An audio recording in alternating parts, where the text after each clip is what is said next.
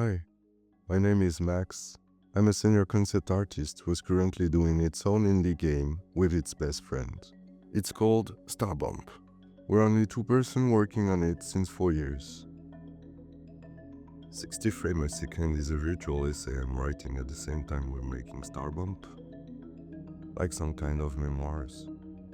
I'll talk about the game development, the life of a two-devs company, some games philosophy, and some opinions on making games. All views here are my own. There isn't one and only way to make video games. English isn't my first language, so in advance, sorry about the French accent. Anyway, today we're gonna talk about details in video games. Well, see, you gotta be more detailed. The devil is in that shit.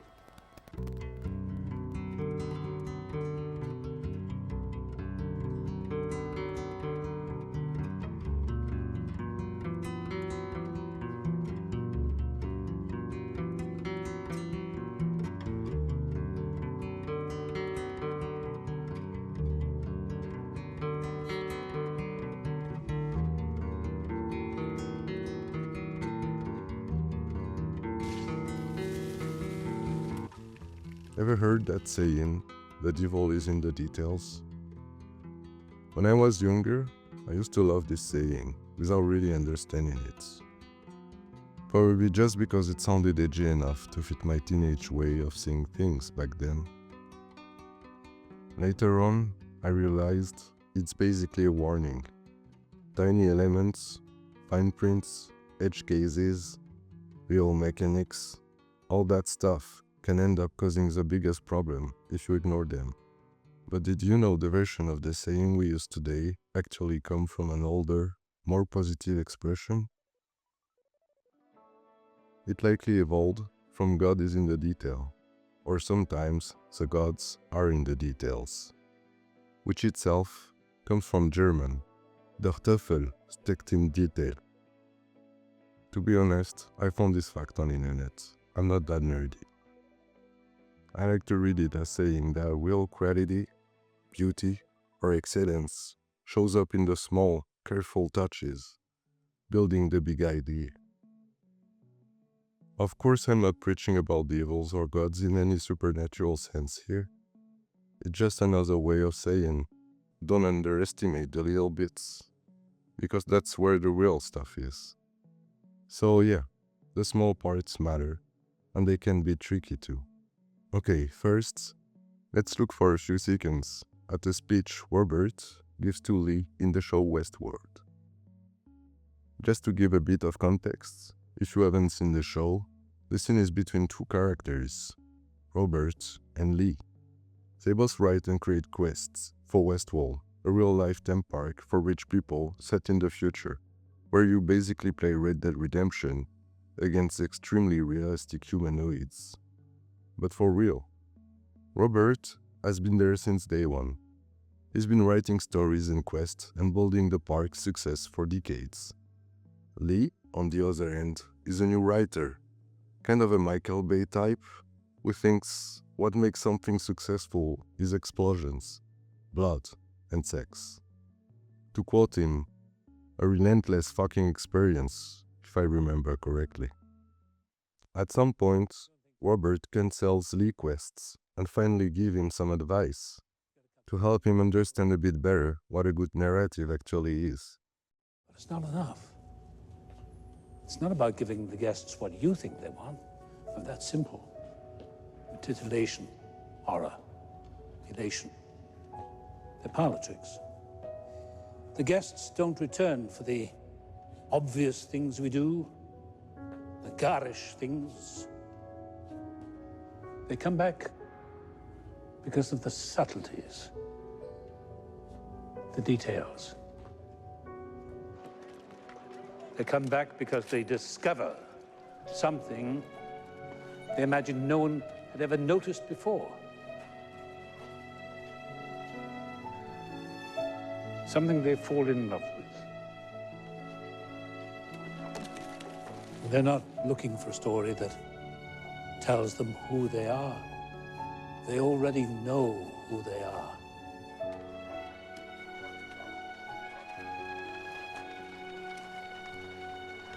They're here because they want a glimpse of who they could be. One thing I really love about Westworld, Season 1, the rest being gradual garbage, was how relatable it felt to my younger self. At the time, I was finishing my game art and animation degree. I'd been creating characters and building worlds for 4 years at high school. It was my daily life and pretty much all I could think about.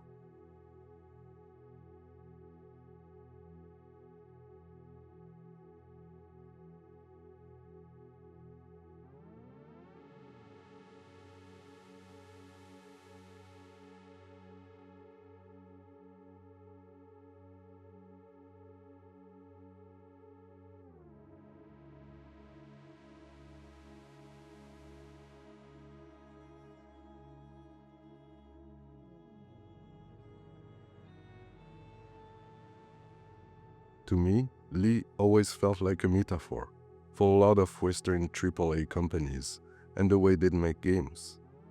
Loud, in-your-face content full of flashy visuals, struggling to renew their genres and keep their audience. While at the same time, Zelda Breath of the Wild was out there, quietly revolutionizing the whole industry with well-thought-out mechanics. Not revolutionary ideas, really. Just very well executed ones, which is kind of Nintendo's specialty and where we're so fond of it. At that time, Robert's speech really pointed at what makes Nintendo games so special, in my opinion. Anyway, back to Starbump, the indie game I'm making. One thing that really stuck with me from that time is that details matter a lot. Sometimes, a player can spend more time just staring at the small details and actually using a gameplay mechanic. When I was discovering Breath of the Wild at launch, I was also constantly spoiling myself on Reddit, watching all the cool things people were finding in the game for months. You could really see how the game brought players together, just by giving them small, cool details to discover and probably share with others. To me, that's one of the keys to a great game. So, TLDR, we put a lot of details in our game. And we had a lot of fun doing it.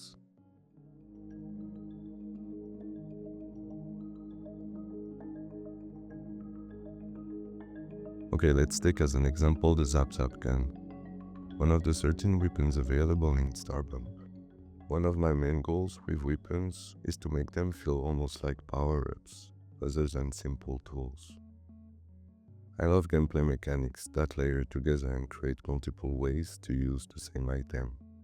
That's the kind of design I enjoy as a player, so it's naturally the kind of design I wanted to create. My philosophy is simple, details are cool, so when designing the Zap Zap gun or any weapons in the game, I wanted every aspect of it to feel rich with details. Its model, its visuals, and especially its gameplay. On the visual side, the weapon features a detailed 3D model with high-resolution textures. Players can spot small details that ties into Starbump lores, such as the logo of the company that manufactured the gun. The weapon is fully rigged, has its own animations, and comes with custom visual effects to make every shot feel powerful. But the gameplay is where things get really interesting. The Zap Zap gun can fire 2 different projectiles, depending on how long the player charges the shot. A quick press fires a small plasma ball. The charged shot fires a much larger plasma ball. When it came to the projectile's effect on other players, simply letting them out didn't feel right. After all, they're being hit by a massive burst of electricity. To solve this, we created a brand new damage state, called Shocked. Instead of immediately collapsing, a shocked character briefly enters an electrocution animation before eventually fading unconscious. This makes the attack feel far more impactful and unique, while keeping the player locked for a slightly longer moment.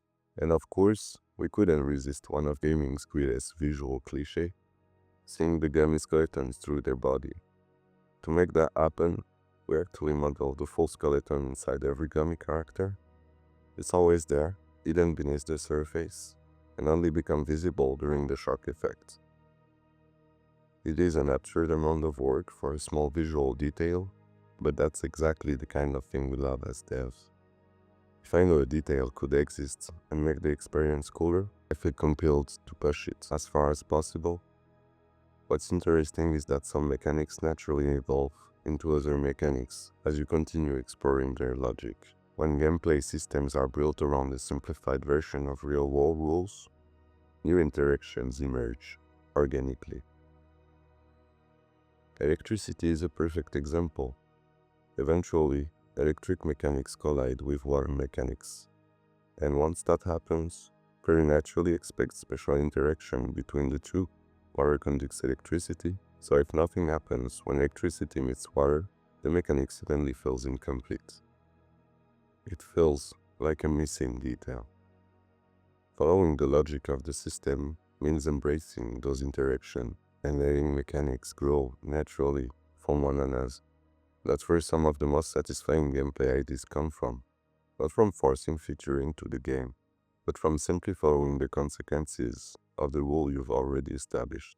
Another interaction that emerged naturally from this philosophy involved the zap-zap gun and electricity-powered devices, such as our big Mika.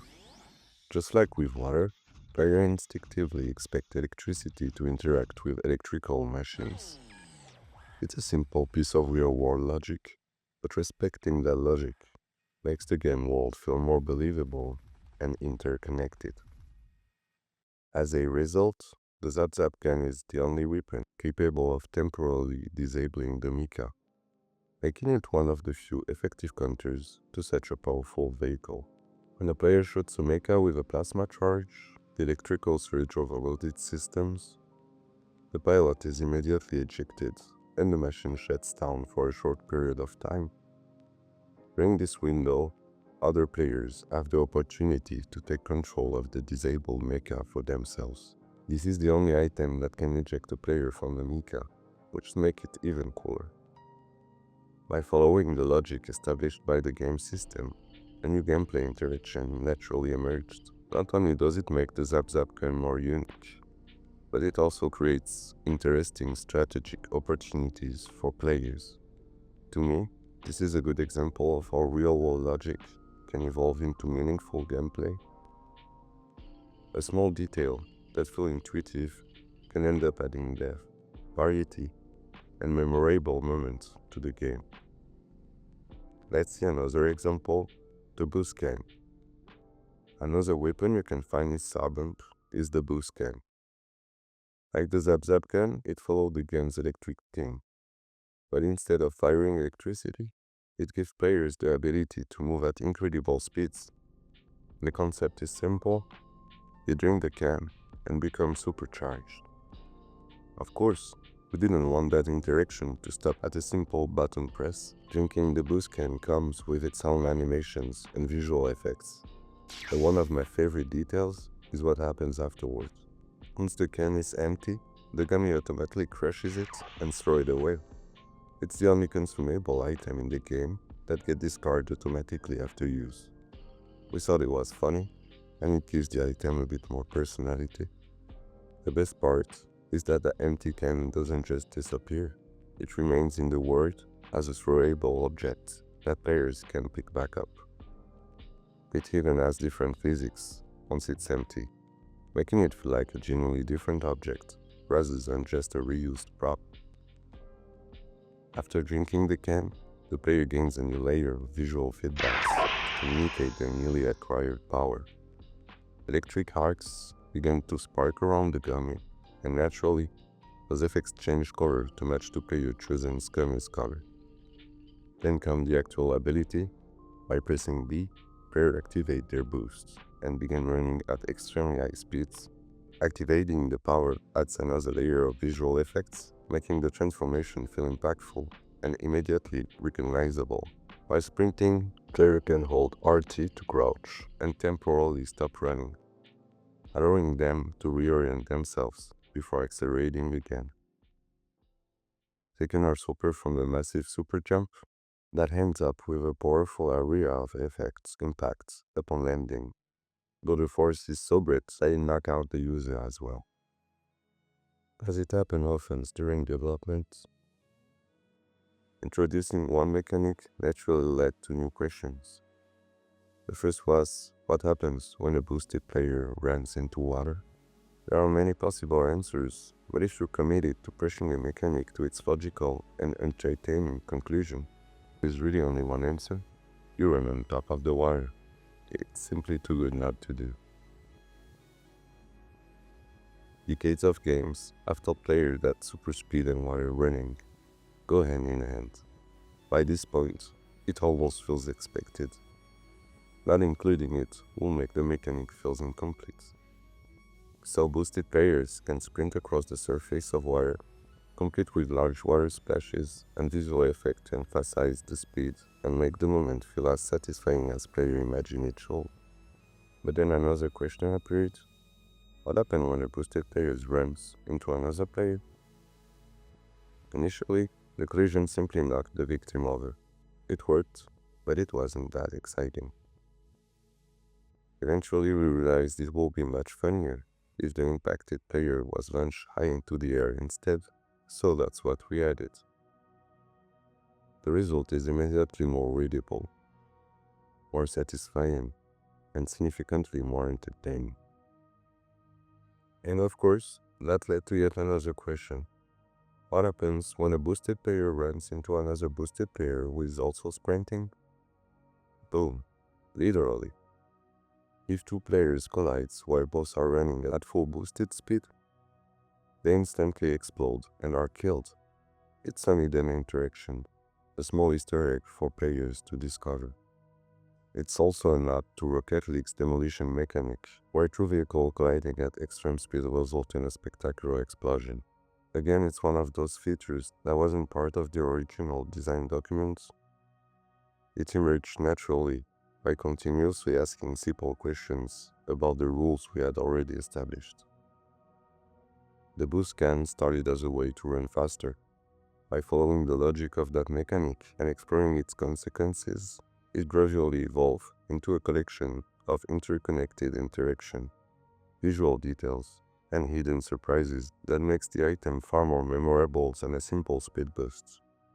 But then, the question is, where's the limits? When do details start becoming a waste of time? I think it's when you put effort into details that are subtle, but most players will never notice them. And honestly, that's a risk with almost every detail you add to a game. It's hard to know if something is clever enough to be found, or if it will just disappear into the background. If you can afford them, playtests are good to judge this. For example, when one of our characters goes into water, a lot of visual details kick in. Number 1, a splash. The size depends on how fast you hit the water, and the direction depends on how you enter the water zone. That's a cool detail most players will probably notice. Number 2, droplets. The Tears of Kingdom style ones. They leave cool little splashes on the water surface, and their direction depends on the angle you enter the water. These are small details, but I think a lot of players will still notice them.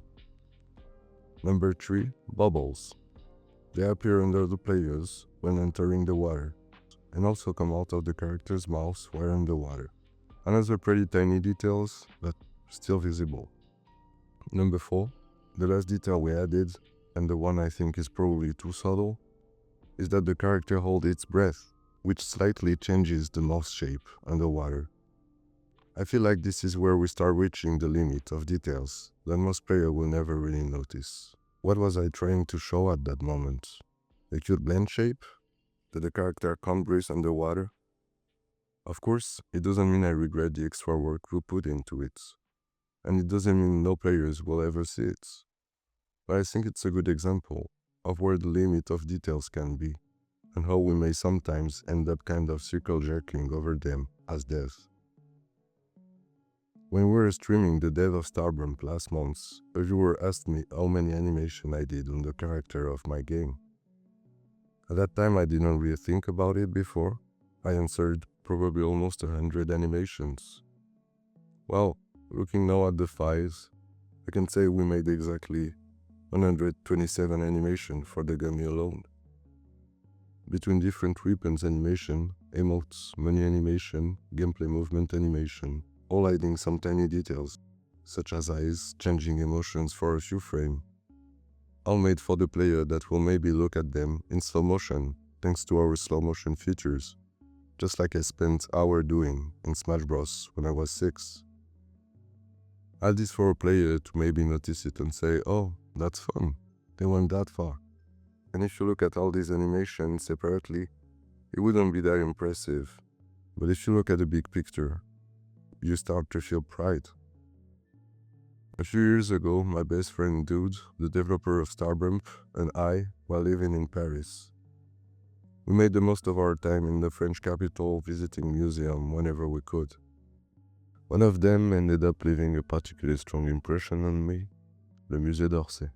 It became my favorite museum because it housed a painting that already had been part of my life for years.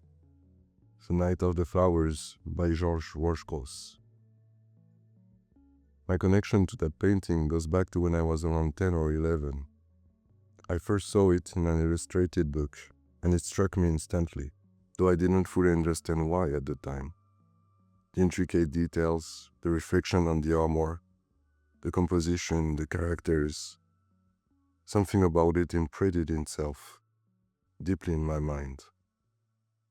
Fast forward about 15 years, I'm 25, working as a concept artist focused on characters, and entering the character design challenge for the third time, one of the toughest online competition in the field. That month's theme is Night Tournament. And suddenly, I remembered that painting. I looked it up again and decided to reinterpret it, adapting it to fit the contest rule and my own artistic style. I spent days remaking the painting from scratch, refining every characters, pushing the detail as far as I can, because that's exactly what made Worschkos' work so powerful in the first place. And then, I win. For the first time in my life, I win the challenge. I knew deep down that I owed a lot of that victory to Worschkos. My piece was built on his. It humbled me. I thought it was better that way, and in my mind, I silently thanked him. I never documented myself on his life, on who he was, but I thanked him as an artist. Anyway, so 3 years later, there I am in Paris, standing in front of the original painting I had dreamed of seeing in real life. It was completely unexpected. I didn't even know it was in that museum. So the surprise made the moment even more special. Seeing it up close was incredible. Every detail, every brushstroke, every texture, I was genuinely happy. But as I studied it more closely, I also noticed something else. The painting carries visible struggle. From a distance it's stunning, but up close, you can see the effort, the corrections. Some faces feel less resolved than others. You can spot areas where the artist seems to have repainted multiple times. Certain ends look slightly awkward. It's the kind of piece that holds together beautifully as a whole, but reveals its imperfection under scrutiny. I had noticed some of these years earlier when studying it for the competition, but I had forgotten. Seeing it again in person brought those details back. It might sound harsh, but it changed my perception slightly. It didn't break my connection to the painting, I still love it deeply, but it did shifted it a bit. But weirdly, it was still my absolute favorite in the museum. And maybe that was made the experience even more real. Now if I had to name the most beautiful piece of art from that museum, there will be no hesitation. Remorse by Louis Badier.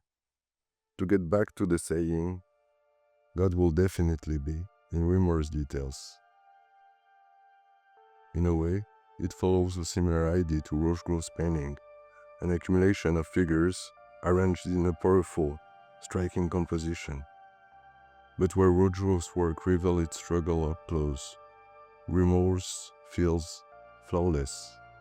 almost unreal in its precision.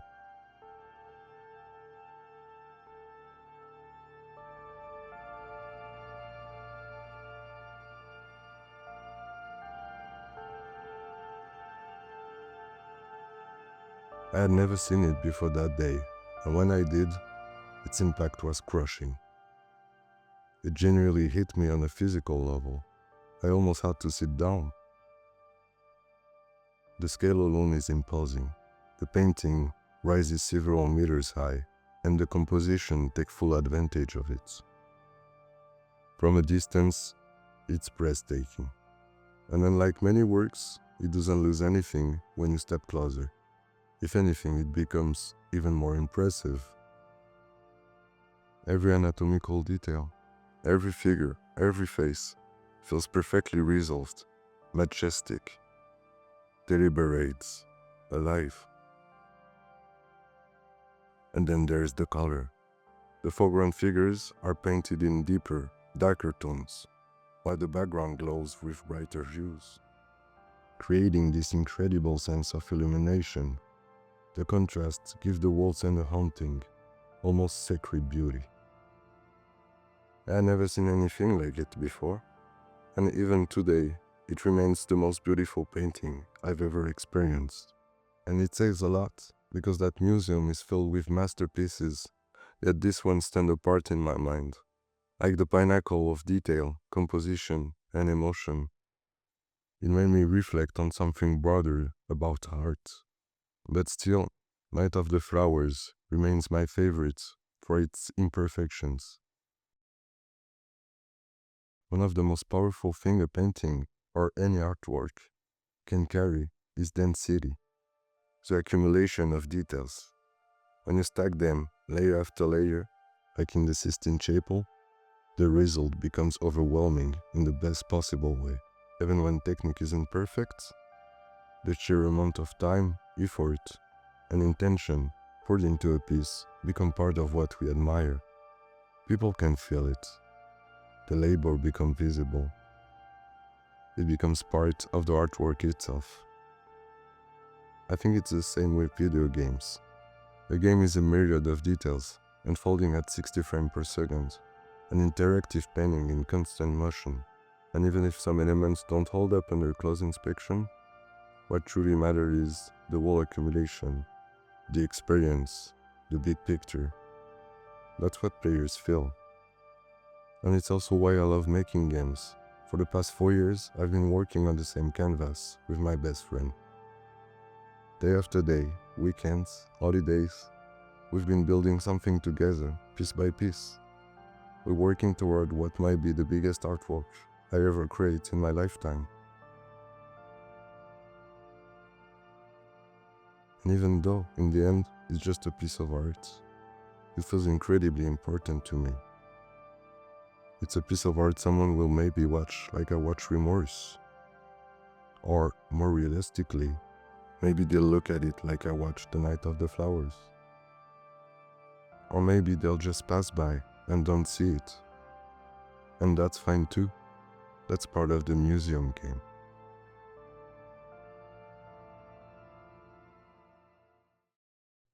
Thank you for viewing this first episode. I'll probably make some more. In the meantime, if you feel interested into Starbump, the only way to help us is to genuinely follow us, take part in the development of it by commenting on our posts, and eventually give us a wishlist on Steam. It will be out in a few months in early access. Good night.